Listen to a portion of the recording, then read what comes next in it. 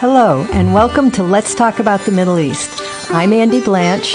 And I'm Juliana Musheyev, and John Dickman is here helping us in the studio. On this show, we talk about the Middle East. Its culture, politics, religion, history, just about anything that captures the complexity of the region. We hope to promote open and honest discussion about the conflict in Israel and Palestine, and to humanize the conflict by getting to know people who have a stake in the issues.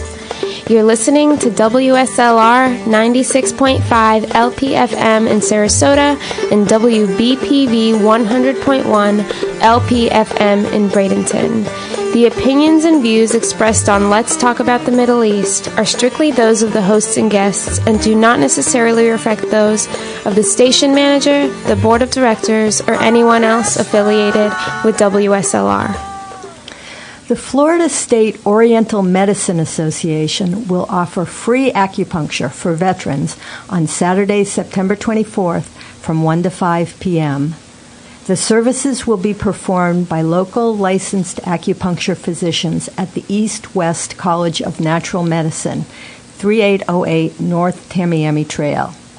Veterans can call 941-923-9355 for an appointment. Don't forget to bring your military ID or DD-214 for status verification. Today we'll be interviewing Joel Braunold, Director of the Alliance for Middle East Peace, or AllMap. Joel has been a guest on the show in the past and has always had valuable insights into what's happening on the ground in Israel and Palestine. Thank you so much for joining us again, Joel. It's great to have you back. Happy to be back. Thank you. So for our listeners who weren't able to catch the show that you were on previously, what is AllMap and what type of work are the organizations in AllMap involved in? So AllMap, which stands for the Alliance for Middle East Peace, is a network of over 90 different groups working on the ground in Israel and Palestine on people-to-people work between Arabs and Jews, Israelis and Palestinians. Our members span every segment of society, from after-schools programs in between East and West Jerusalem, to farmer cooperatives working between the West Bank and Israel, to groups placing Arab citizens into technology, to environmental groups working in between Israel, Palestine, and Jordan, and everything in between. And what we do as their network is help them partner with each other and work better together as a community. We help raise global resources for them through advocacy work in the US and around the world and with foundations. And we also help frame their work in a way that can capture the attention of decision makers, not as just as a human or something that is nice, but rather as a necessary component, peace accord, working from the ground up as well as the top down. So, Joel, the Knesset, that's the Israeli parliament, recently passed a bill that puts some restrictions on the ability of Israeli nonprofits to receive funds from international groups. Can you explain to our listeners exactly what this bill does and who it applies to, both in terms of donor and recipient groups? Sure. Just to be clear, the law actually doesn't prevent people receiving funds. So here's what happened. In 2012, a few years ago, the Knesset started debating an ability to try and attempt to have more transparency, as the authors of the bill originally wanted, into how foreign governments or foreign funding agencies were funding non-governmental organizations or NGOs in the state of Israel.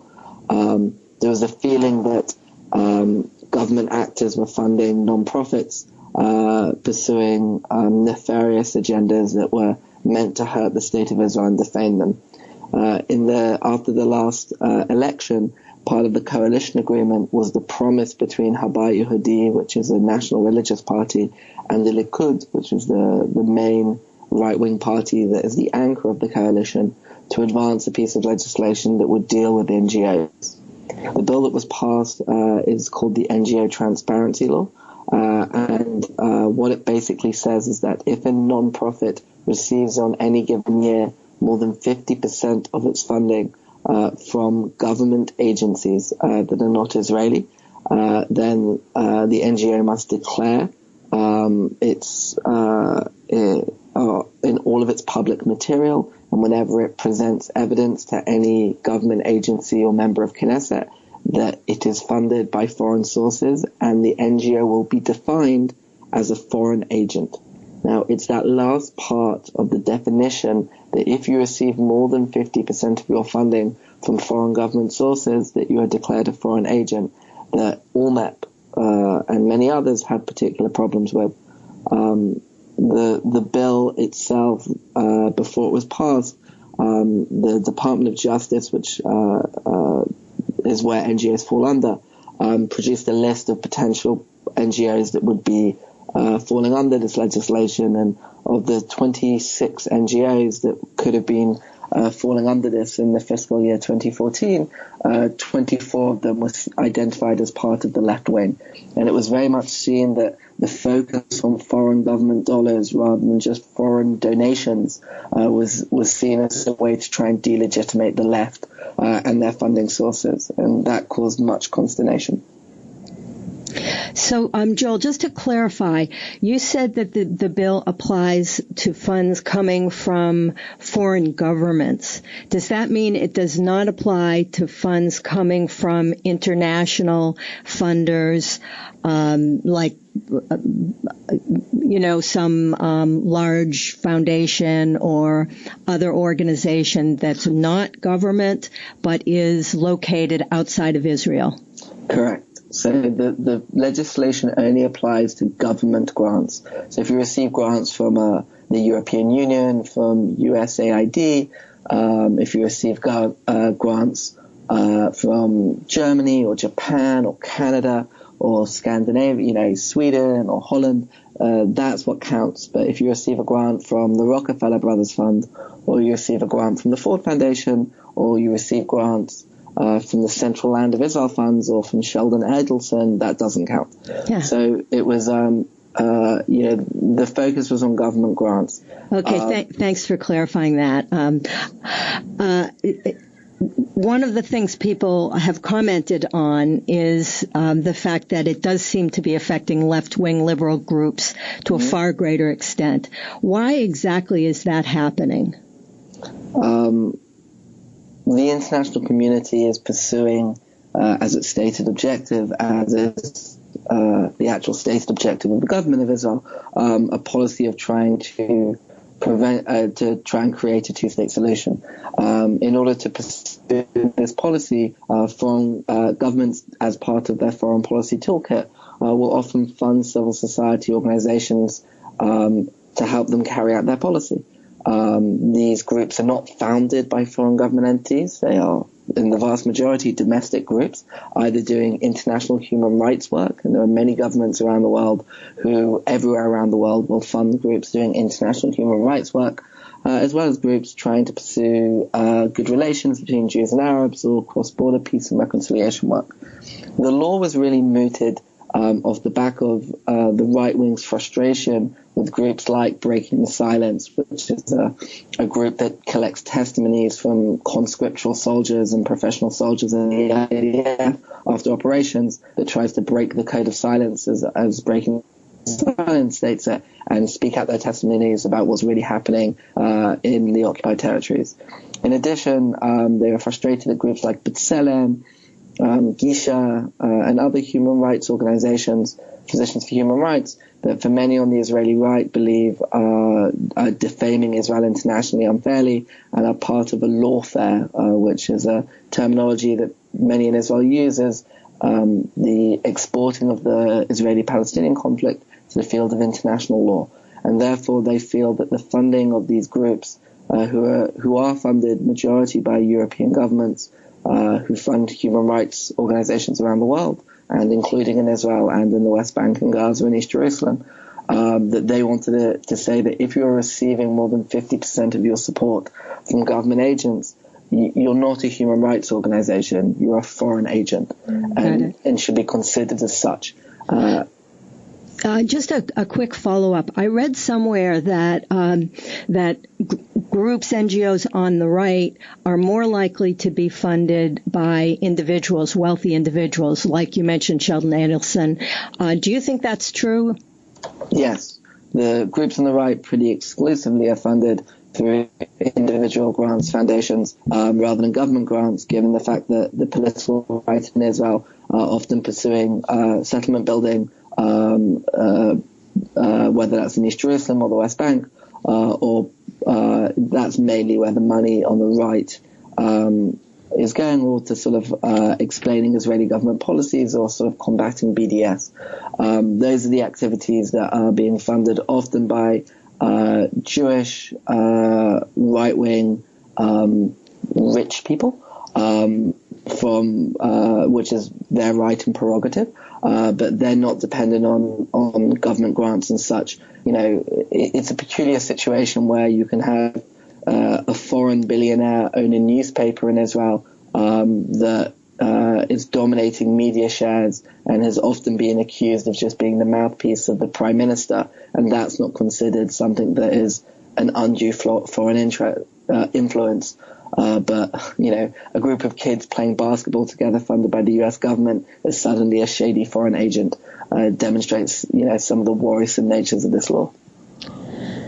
You're listening to Let's Talk About the Middle East. Our guest today is Joel Braunold, Director of the Alliance for Middle East Peace. We're talking about the new NGO law recently passed in Israel.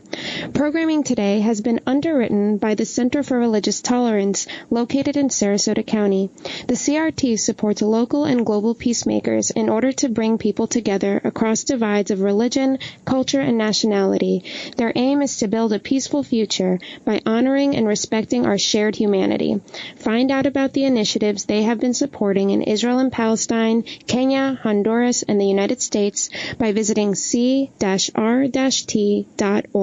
The Center for Religious Tolerance believes that religion can be a force for peace. So, Joel, the bill has been extremely polarizing. Prime Minister Netanyahu has praised it, saying it will strengthen our democracy by preventing an absurd situation in which foreign states intervene in Israel's internal affairs.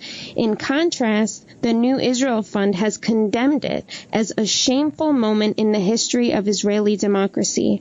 Can you explain the thinking of each side? And in particular, can you comment on the argument that the bill is essential to maintaining national sovereignty? The Prime Minister Netanyahu's perspective and that of the Israeli government who supported the legislation is that there are things going on. There are governments funding NGOs in Israel in an untransparent way, and who are looking to use their dollars to affect Israel's political system, and in doing so upset the sovereignty, and that all is push for transparency. And if you are an entity that receives more than 50% of your funding from a foreign government or a coalition of foreign governments, that you should be defined as other, as foreign, as a foreign agent. And that is what the bill does. And they are saying people are going crazy and declaring the death of Israeli democracy for something that is just a demand of transparency, and it shouldn't be that controversial. And the Israeli government have constantly referenced that this bill is the same as the Foreign Agents Act that the U.S. government has, that says if you're representing a foreign government power, you have to register as such. Opponents of the bill, and I'll get to the New Israel Fund in a second, including the U.S. government, have made it absolutely clear that there are no similarities between the now new Israeli NGO law and the Foreign Agents Act that is in the U.S. that is a law in the United States. If you're, by receiving foreign government money, that does not make you a foreign agent. If you're an NGO set up by a foreign government for the purposes of advocating the opinions of that government, or you are paid to lobby on behalf of a government, that is when you are a foreign agent in the United States. And Ambassador Dan Shapiro, the State Department, and the National Security Council have been exceptionally clear on that. the US Fund's statement is worries that the NGO law fits into a series of pieces of legislation and statements that we've been seeing in campaigns by groups like NGOs, which is a right-wing group that seek to claim that the left and the human rights are shutulim, are plants, like foreign agent plants, are agents for power. Earlier in the year, we saw a very aggressive campaign that personalities in human rights organizations like Hagid El-Gai, who's at B'Tselem, I always forget his name, Shmaya Avinaru, who's at Breaking the Silence, and a few others, as foreign agents.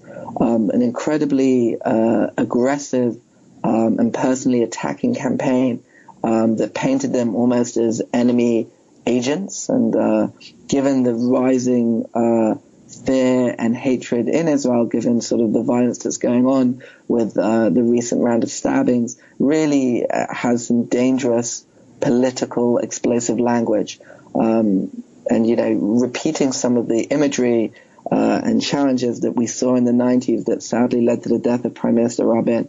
So there's a very hostile, active conversation at the moment going on in Israel, and the New Israel Fund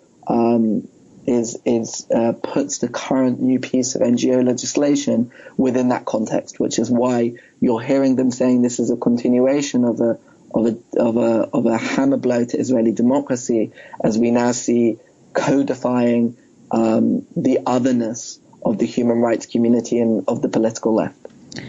Do you think that the bill will have a negative impact on the groups that are a part of AllMap?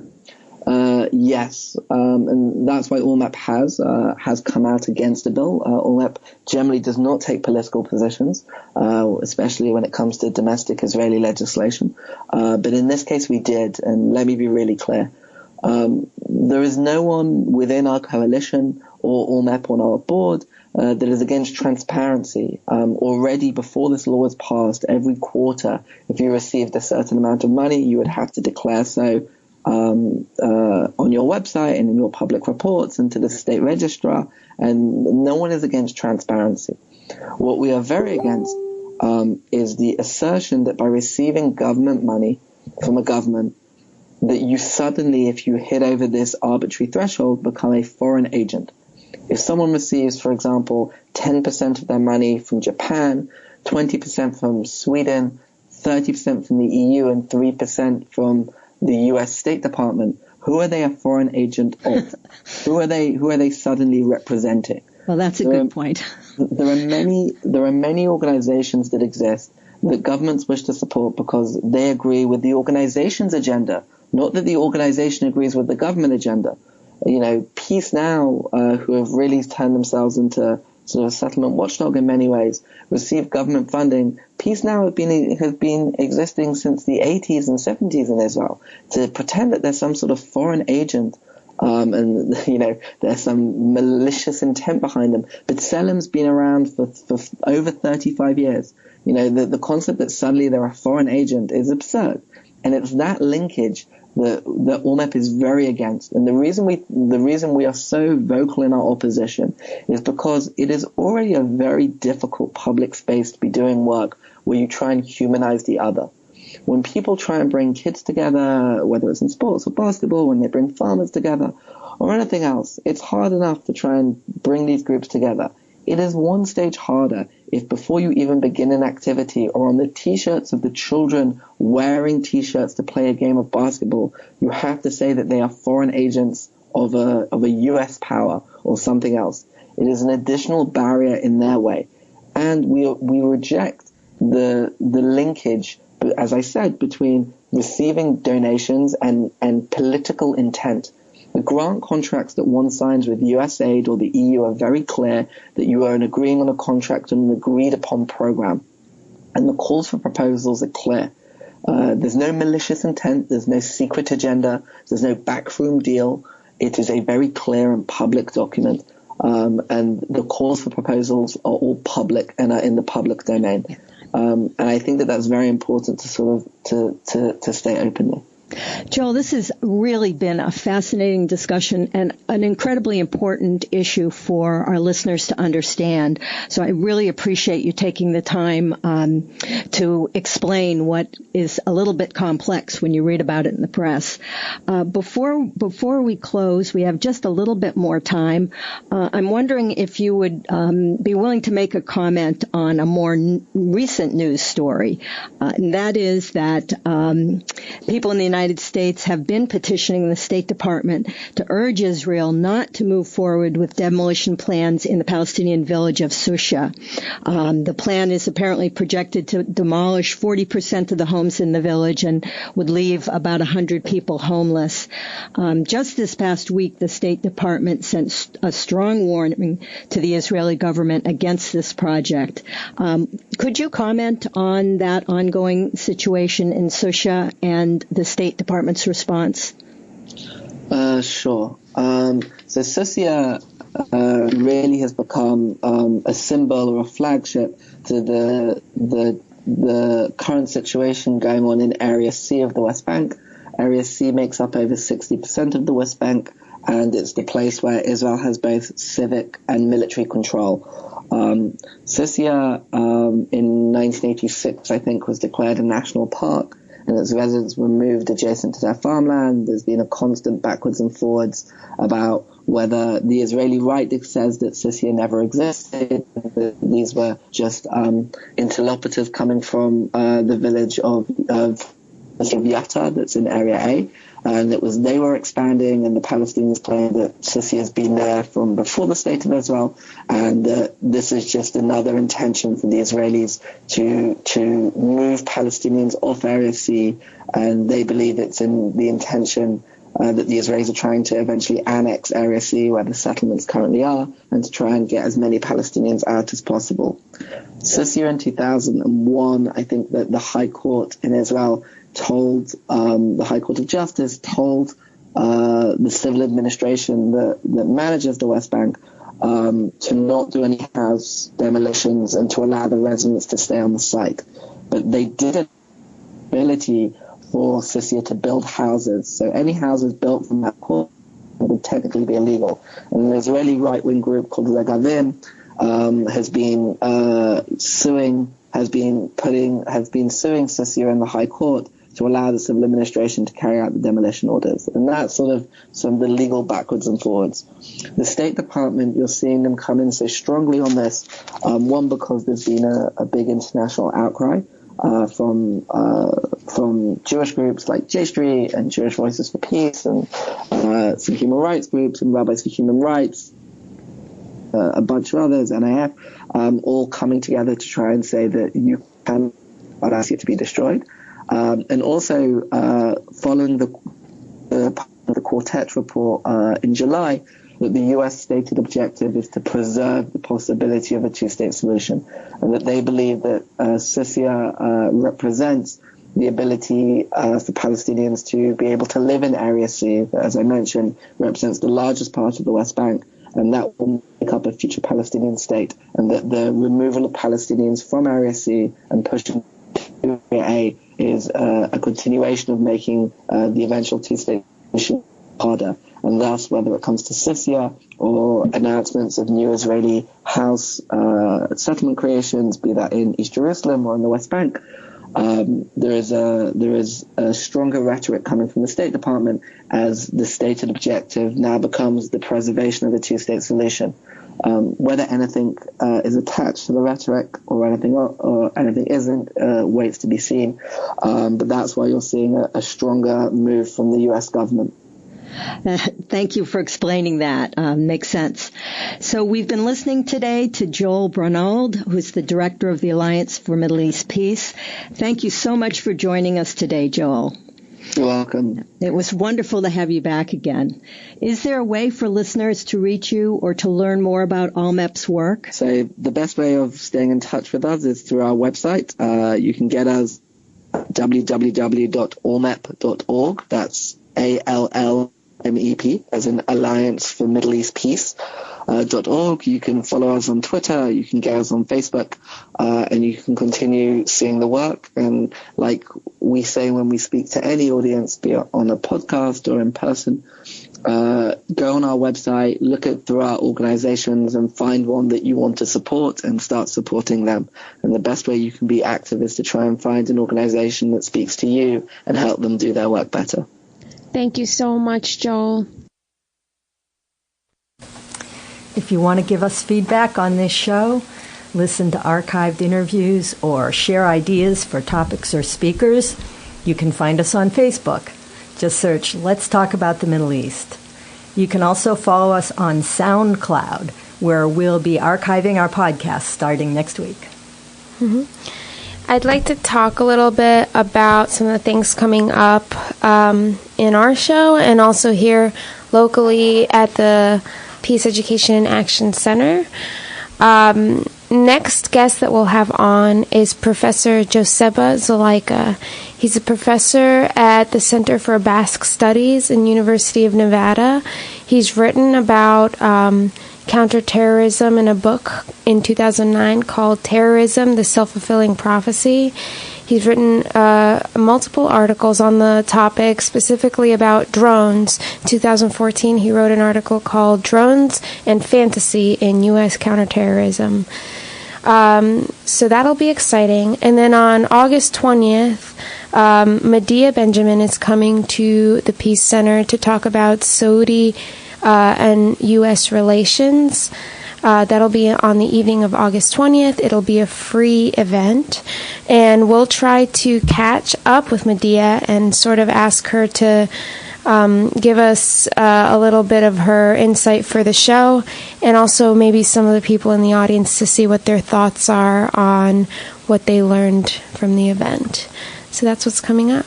Hope to see you at that event. It's going to be a good one. Code Pink has been doing really important work in Israel for a really long time. Mm-hmm. And do we have anything to add to that? All right. Well, then we'll see you. Take care and spread the peace. Our theme music is from Merkava by the Israeli musician and peace activist Gabi Myers. Thanks for listening. See you again soon.